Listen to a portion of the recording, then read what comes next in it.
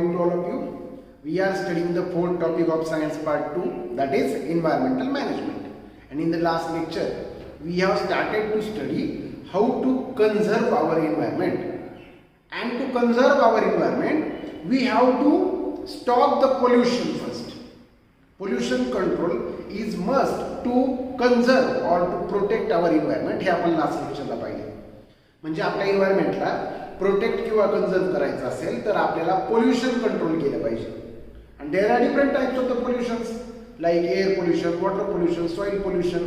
हे आपण काल स्टडी केलं. त्यांचे रिझन्स काय आहेत, ते कशापासून होतात, सोर्सेस काय आहेत, कॉम्पोनंट्स काय आहेत, इफेक्ट्स काय आहेत आणि फायनली आपण स्टडी केलं होतं कंट्रोल मेजर्स काय आहेत. म्हणजे how to control the different pollutions, how to stop different types of the pollutions. Okay, completely stop करता येणं possible नाही, it is impossible, but we can prevent some type of the pollution or some part of the pollution. Okay, म्हणजे जर सध्या आपण 100% करत असू तर आपण ॲटलिस्ट 50% वरती आणू शकतो कोणत्याही प्रकारचं पोल्युशन आणि ते खूप बेनिफिशियल असेल आपल्यासाठी. मग काल आपण 3 टाइप्स पाहिले होते पोल्युशन्सचे, वॉटर, एअर आणि सॉइल. म्हणजे ऑलरेडी आपण लास्ट इयरला त्याच्या अगोदरच्या इयरला कुठे ना कुठे तरी स्टडी केलं होतं. सो मी तुम्हाला तो चार्ट फिलअप करायला सांगितलं होता. I hope you all have fill up that particular chart. तुम्ही सर्वांनी तो चार्ट फिलअप केलेला असेल.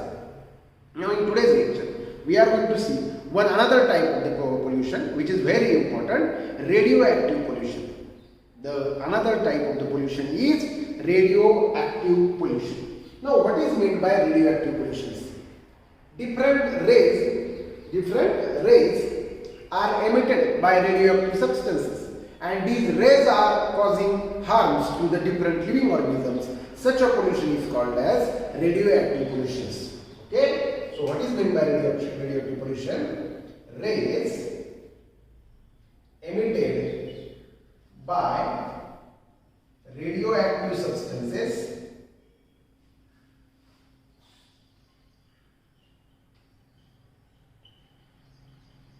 causes harm to environment.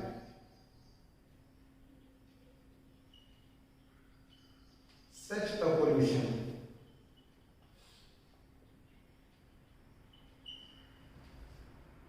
is called as radioactive pollution.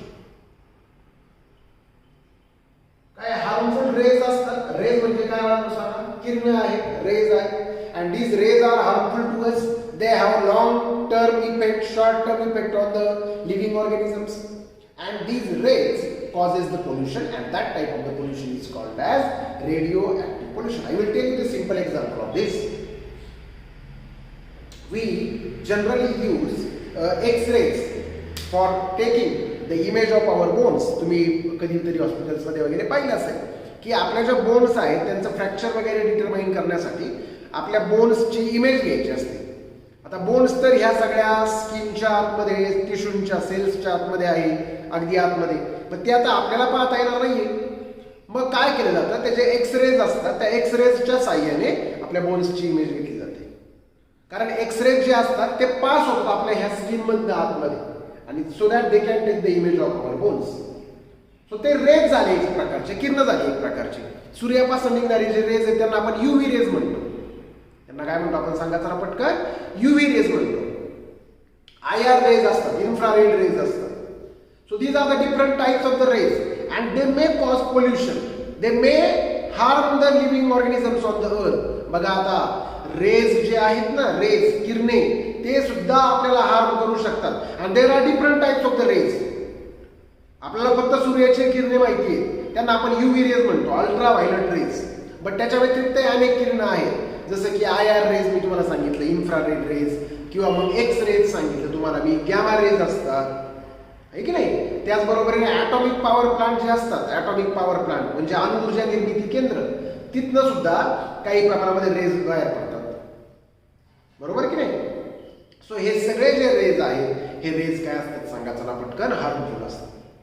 Okay, and they have a long term effect on the living organisms and that is why we have to prevent the radioactive pollution. Now radioactive pollution occurs because of the two reasons, that is natural as well as artificial. म्हणजे obviously जे काही radioactive पोल्युशनचे types आहेत त्याच्यामध्ये आपण natural पण पाहू शकतो, artificial. Natural म्हणजे नॅचरली जे रेज आपल्या अर्थवरती पडतात, पृथ्वीवरती पडतात त्याच्यामुळे होणार, आणि आर्टिफिशियल म्हणजे ऑब्विसली मानवनिर्मित आहे, मॅन मेड आहे त्याच्यामुळे होणार. So it occurs because of natural rays like UV, IR and artificial rays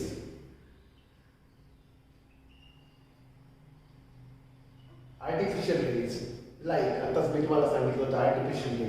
आता पहा चला, ॲटॉमिक एनर्जी पॉवर प्लांट तुम्हाला सर्वांना माहिती आहे. या ॲटॉमिक एनर्जी पॉवर प्लांट पासून जे मिळणारे रेज असतात ते, किंवा मग एक्स रेज असतात मी सांगितल्याप्रमाणे. So artificial rays like X rays and rays coming out from the atomic energy power plant. Okay.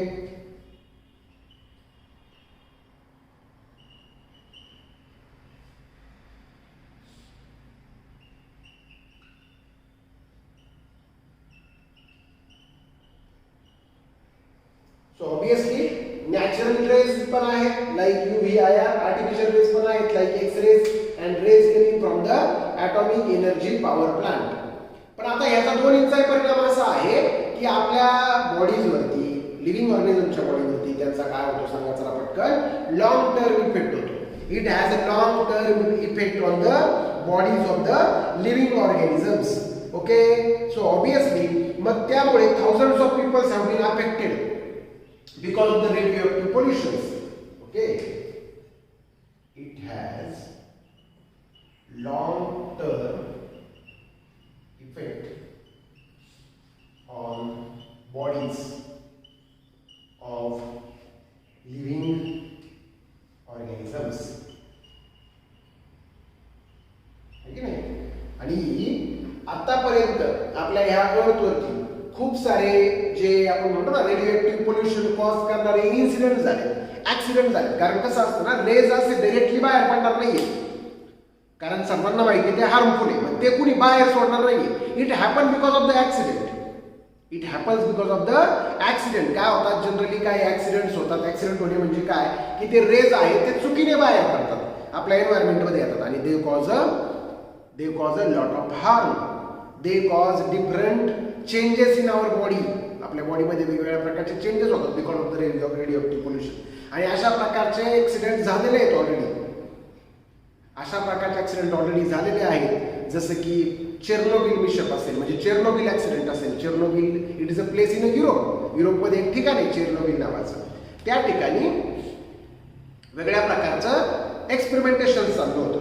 पण ते एक्सपेरिमेंटेशन चालू असताना जे ऑपरेटर्स होते, म्हणजे हे energy atomic energy power plant चालवणारे जे ऑपरेटर्स होते, ते त्यांना ॲडिक्वेट ट्रेनिंग म्हणजे पुरेसं ट्रेनिंग दिलेलं नव्हतं.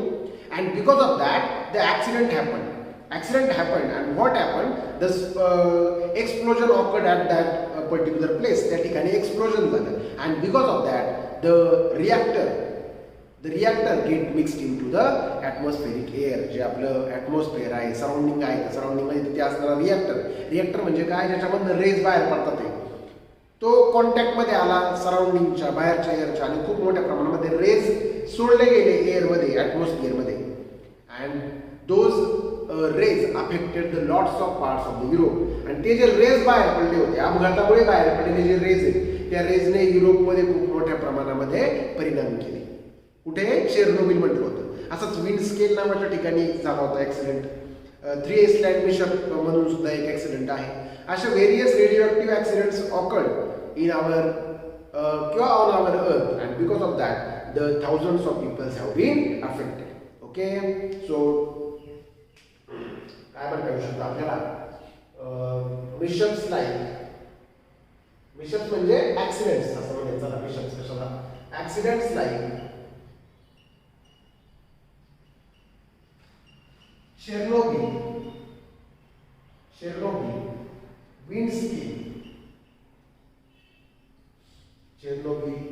windscale सांगितलं तुम्हाला मी, आहे की नाही. 3 आइसलँड मिशप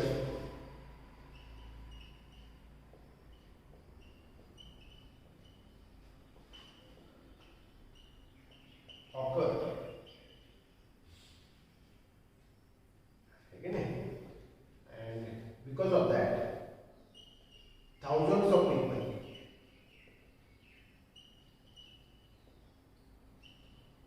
have been affected आणि त्यामुळे हजारो लोकांवरती काय झालाय त्याचा सांगायचा पटकन परिणाम झालाय. पण आता याचे परिणाम नक्की काय झाले आहे की नाही. सो ऑब्विसली जे आपल्या बॉडीवरती किंवा आपल्या हेल्थवरती जे इफेक्ट आहेत रेडिएशन्सचे, ठीक आहे ना, तर ते काय होते ते आपण पाहणार आहोत. Some of the effects of the radiations are as follows. So पहा,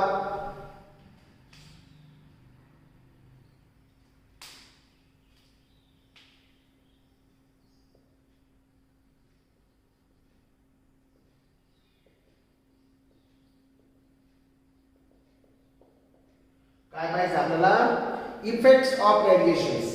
ओके, इफेक्ट्स ऑफ रेडिएशन्स. तर पहिला जो इफेक्ट आहे ऑब्वियसली तो आहे cancerous ulceration due to the X-rays.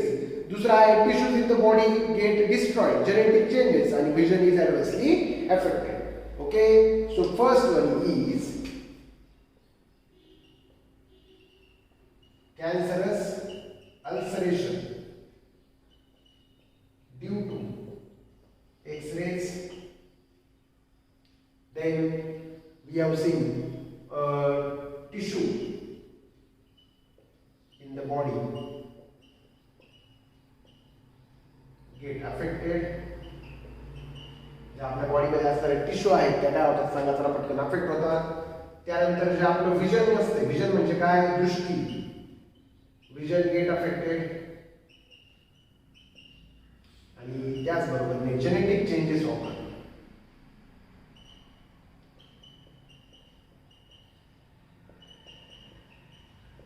आपल्या बॉडीमध्ये काही काय होतात सांगा, जेनेटिक चेंजेस होतात. All these things happens because of the radioactive pollution.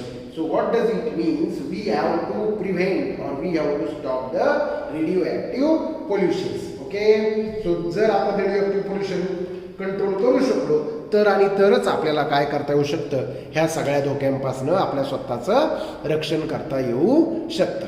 इथे लक्षात सर्वांच्या. So in this way we have seen the radioactive pollution. Now let's go further to study the need of the environmental conservation. Okay okay, next point is need. Need म्हणजे काय, गरज. Need of the environmental conservation. म्हणजे आपलं environment कंझर्व करण्याची need काय आहे, गरज काय आहे, आपण असं म्हणू शकतो. जर डेव्हलपमेंट होती इंडस्ट्रीजमुळे तर त्याची अडचण काय आहे, मग आपल्याला काय एन्व्हायरमेंट आपलं कंझर्व करायचंय, एन्व्हायरमेंट कंझर्व करण्याची गरज काय आहे. तर ऑब्विसली आपल्या सर्वांना माहिती आहे की आपलं जे एन्व्हायरमेंट आहे it is degrading very fast. म्हणजे आपलं जे एन्व्हायरमेंट आहे ना ते डिग्रेड व्हायला लागले. डिग्रेड म्हणजे कळतं तुम्हाला, नष्ट व्हायला लागले जवळजवळ. त्याची जी क्वालिटी होती, त्याचा जो दर्जा होता तो एकदम लोअर लेवलला गेलेला आहे. आणि मग जर आपल्याला हे सगळं आता नष्ट होण्यापासून, आपली ही सगळी सृष्टी नष्ट होण्यापासून रोखायचं असेल तर एन्व्हायरमेंटला कंझर्व करणं अतिशय गरजेचं आहे. मग आता हे एन्व्हायरमेंट कंझर्व करत असताना ऑब्विसली एकटा माणूस, कुणीही एक व्यक्ती हे कंझर्व करू शकत नाही. It should become a public movement because the common people like us are not aware about the environmental problems. आहे की नाही. म्हणजे इन्व्हायरमेंटमध्ये जे प्रॉब्लेम चालू आहेत त्याच्याविषयी कॉमन पीपलला काही पडलेलं नाहीये. लाईक अस म्हणजे आपण स्वतः जर पर्सनली विचार केला तर. So it should become a public movement. That means everyone should participate in the environment conservation. Everyone should understand their role in the environment conservation. म्हणजे प्रत्येकाने त्याचा रोल अंडरस्टँड केला पाहिजे की एन्व्हायरमेंटला कंझर्व करणं ही फक्त गव्हर्नमेंटची जबाबदारी नाहीये, ही फक्त गव्हर्नमेंटची रिस्पॉन्सिबिलिटी नाहीये. It is the responsibility of us also. And so we should start from our self. सो आपण आपल्यापासून सुरुवात केली पाहिजे. आपण कशा प्रकारे पार्टिसिपेट करू शकतो. And for that, the attitude of us has to be changed. आपला attitude change झालं पाहिजे towards the environment. है की नाही?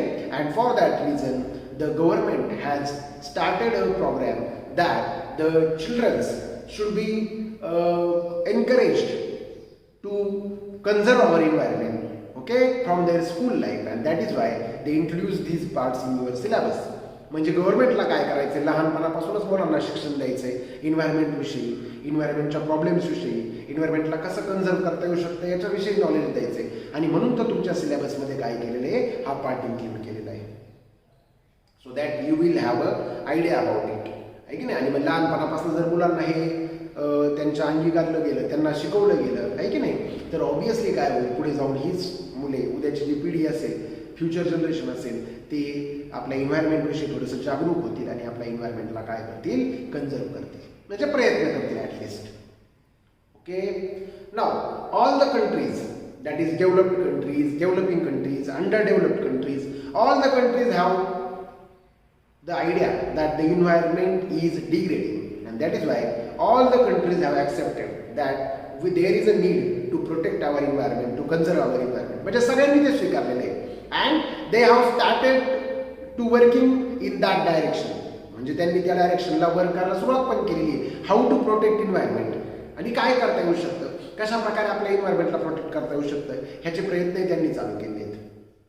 Actually in 1972 United Nations Environmental Programme, that is UNEP, United Nation Environment Programme was established in 1972.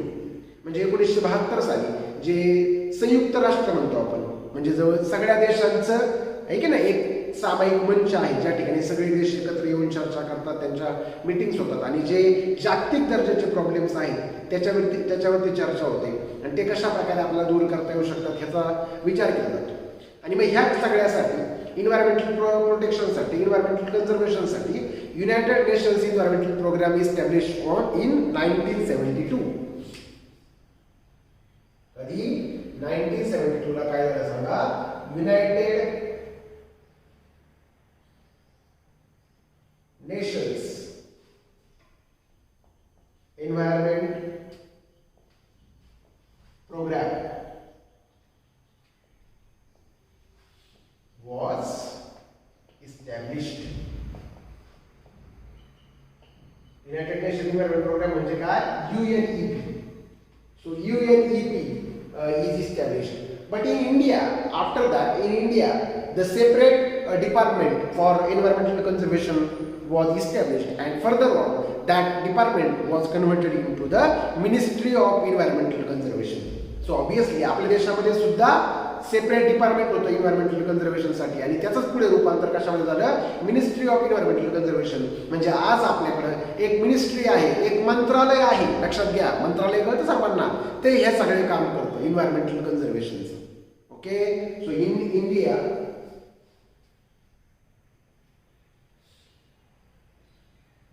Ministry of environment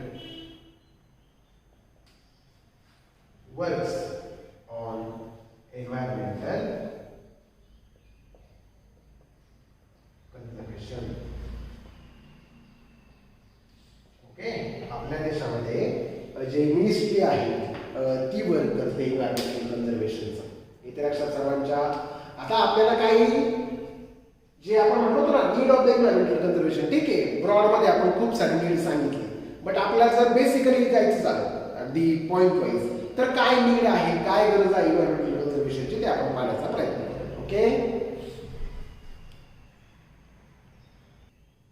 okay, so let's see what is the need of environmental conservation. म्हणजे environmental कन्झर्वेशनची need काय आहे. तर obviously बुक्समध्ये 2 needs त्यांनी दिलेले आहेत आपल्याला. अजून काही नीड्स आपण सांगण्याचा प्रयत्न करणार आहोत. First, to maintain the balance in the nature. आपलं जे नेचर आहे ना, आपलं जे निसर्ग आहे, त्याच्यामध्ये बॅलन्स राहायला पाहिजे. त्याच्यामध्ये असणारे सगळे कॉम्पोनंट्स, सगळे living organisms, abiotic factors, biotic factors, सगळ्यांमधला बॅलन्स राहायला पाहिजे. कुणाची संख्या वाढता कामा नये, कुणाची संख्या कमी होता कामा नये. So to maintain the balance in the nature. Second त्यांनी काय सांगितले, to solve the artificial and natural problems.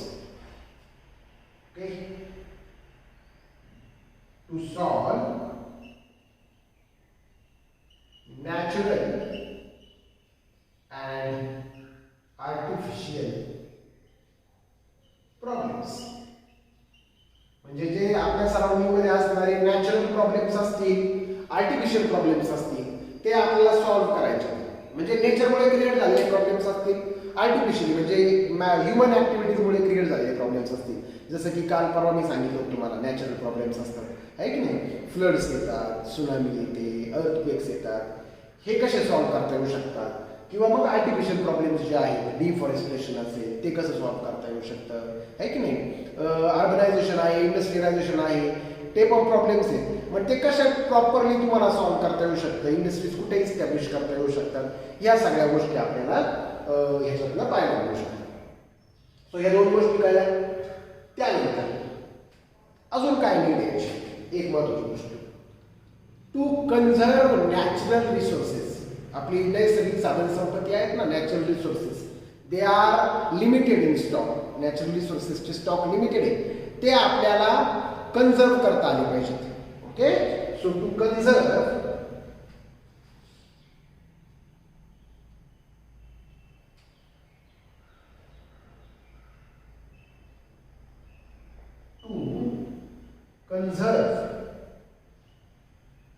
Natural resources, जे नॅचरल रिसोर्सेस आहेत ते काय करता आले पाहिजे, आपल्याला कन्झर्व करता आले पाहिजे, त्यांचं जतन करता आलं पाहिजे, त्यांचा यूज आपल्याला लिमिटेड करता आला पाहिजे. ओके, त्यांचा यूज आपल्याला काय करता आला पाहिजे, कमी करता आला पाहिजे, so that they will be available in the फ्युचरमध्ये सुद्धा अवेलेबल होतील. कारण काय होतंय की आपण इतक्या फास्टली ते यूज करतोय की त्यामुळे ते लवकरच संपण्याची शक्यता आहे, त्यांचे स्टॉक्स खूप लिमिटेड आहेत आणि त्यामुळे मग आपल्याला प्रॉब्लेम्स क्रिएट होऊ शकतात. So to conserve the natural resources. Next one very important, to maintain the quality, to maintain the quality of air, water and soil. आपली जी एअर असेल, वॉटर असेल, सॉइल असेल, याची क्वालिटी काय करायची आपल्याला सांगा, मेंटेन करायची. कळतंय का? कारण याची क्वालिटी जर मेंटेन केली आपण तर ऑब्विसली आपल्याला काय करता येऊ शकतं, चांगल्या प्रकारे ते सर्वाइव्ह करता येऊ शकतं अर्थवरती. इथे लक्षात सर्वांच्या. अदरवाईज काय होईल की आपली ही अर्थ जी आहे त्याच्यामधला बॅलन्स नाहीसा व्हायला लागेल आणि त्याचबरोबरीने आपली हेल्थ डिस्टर्ब होईल आणि मग ऑब्विसली वेगवेगळ्या प्रकारचे हेल्थ प्रॉब्लेम्स क्रिएट होतील, जसं आता झालेलं आहे की नाही. एक डिसीज झाला आहे त्यामुळे सगळ्यांना घरात बसावं लागले. बट भविष्यात असं होऊ शकतं की आपण खूप मोठ्या प्रमाणामध्ये एअरला, वॉटरला, सॉईलला डॅमेज केले आणि मग कोणत्या प्रकारचे साईड इफेक्ट्स त्याचे होतील सांगता येणार नाही. कारण we are using lots of chemicals, lots of hazardous substances which are very harmful to us. Okay, this is the fourth point. Next one very important one, to conserve our biodiversity.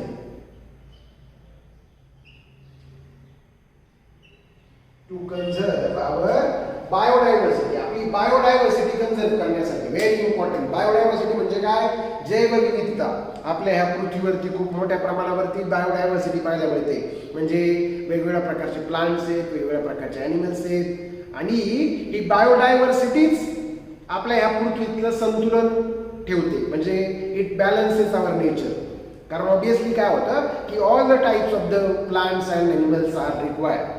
सगळ्या प्रकारचे plants आणि animals required असतात आणि ते काय करतात, आपल्या ह्या पृथ्वीला संतुलित ठेवण्याचं काम करतात. सो आपण आपली बायोडायव्हर्सिटी सुद्धा काय केली पाहिजे बाळांनो, कन्झर्व केली पाहिजे. So we should conserve our biodiversity.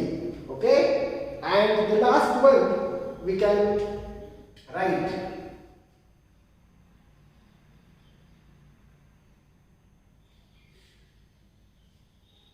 to encourage uses of other sources, to encourage the uses of solar energy, wind energy, etc. बघा, जर आपल्याला नॅचरल रिसोर्सेस बचत करायचे असेल, कन्झर्व करायचे असेल तर दुसऱ्या काहीतरी वापरावं लागणार आहे. मग त्यासाठी आपण काय करू शकतो, सोलर एनर्जी वापरू शकतो, विंड एनर्जी वापरू शकतो. याचा यूज केल्यामुळे काय होणार आहे माहिती आहे, सोलर एनर्जी तर इतकी युजफुल आहे, it doesn't have any pollution. Solar एनर्जीमुळे कुठलंच पोल्युशन होत नाही. आपण पेट्रोल वापरलं, डिझेल वापरलं, केरोसिन वापरलं, it has pollution, it has side effects, but it doesn't have any side effects. आणि महत्त्वाची गोष्ट माहिती आहे, solar energy is unlimited. Unlimited आहे, स्टॉक्स त्याचे अनलिमिटेड आहे. So what does it means, we should use the solar energy, wind energy. मग encourage करायचे लोकांना, need of environmental conservation. So encourage the uses of solar energy, wind energy, अशा प्रकारे. हे लक्षात सर्वांच्या. सो हे काही मी सांगितले जी कारणं आहेत आपल्या एन्व्हायरमेंट कन्झर्व करण्याची, ती आहेत तिथे आपण पाहिलेली आहेत, आहे की नाही. आपल्या एन्व्हायरमेंटला आपल्याला कशा प्रकारे कन्झर्व करता येऊ शकतं आणि का कन्झर्व करायचं ते आपण ह्या पॉईंटमध्ये शिकलो. Okay, I hope you all have understood what is the need of the environmental conservation. Okay, we are going to stop over here. In the next lecture we will see the remaining part. Thank you.